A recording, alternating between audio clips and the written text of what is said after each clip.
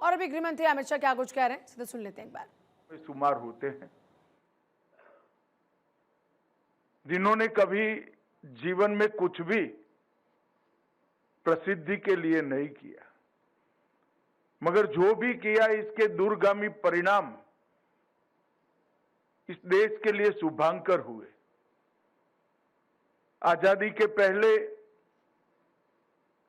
जब विभाजन हो रहा था तब बंगाल का विभाजन कर पश्चिम बंगाल भारत में रहे और पूर्वी बंगाल पाकिस्तान में जाए, जो आज का बांग्लादेश है।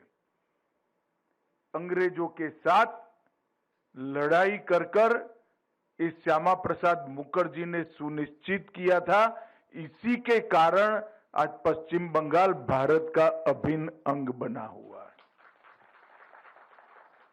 देश जब आजाद हो गया, उसके बाद कश्मीर में धारा 370 लागू की गई।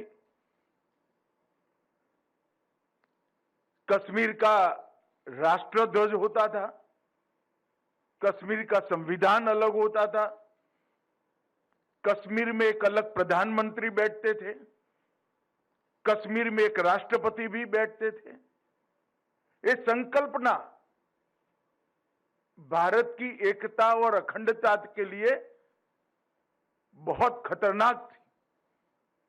तब श्यामा प्रसाद मुखर्जी ने एक आंदोलन छेड़ा कि एक देश में दो विधान, दो निशान और दो प्रधान नहीं रहेंगे। और दिल्ली से लेकर कश्मीर तक मार्च लेकर गए। जहां कश्मीर की शुरुआत हुई उनसे परमिट मांगा गया। जिस तरह से दूसरे देश में जाने के लिए पासपोर्ट चाहिए होता है, कश्मीर में जाने के लिए उस वक्त परमिट की व्यवस्था थी।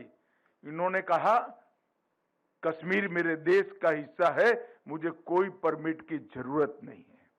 और श्यामा प्रसाद मुखर्जी को वहीं अरेस्ट कर दिया गया। और उस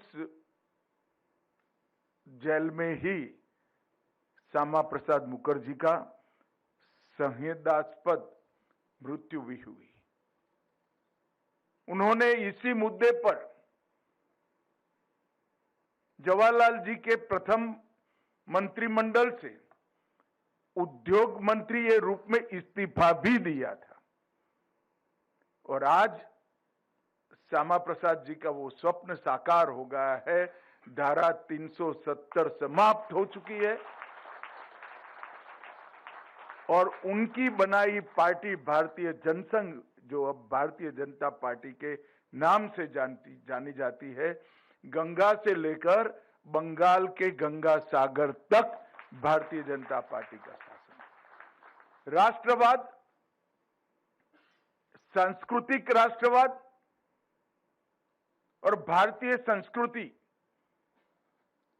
ये तीनों के वो प्रखर हिमायती रहे।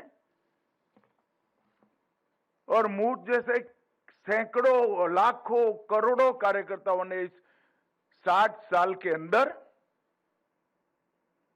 इनकी विचारधारा पर आगे बढ़ते बढ़ते बढ़ते आज देश को आगे बढ़ाने के लिए प्रयास किया है। आज मैं हृदय से श्री श्यामा प्रसाद मुखर्जी के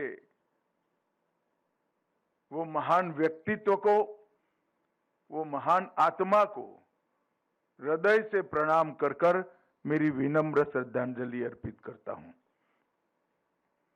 मित्रों, आज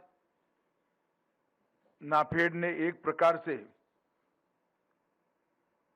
Napix.in, दृष्टि, ERP और नाफेड कल्याण, ये 4 पहलों की शुरुआत की है। एक प्रकार से कार्यक्रम का कोई एनालिसिस करेगा तो Napix.in कोई एक आज के जमाने में बहुत बड़ी क्रांतिकारी चीज नहीं है।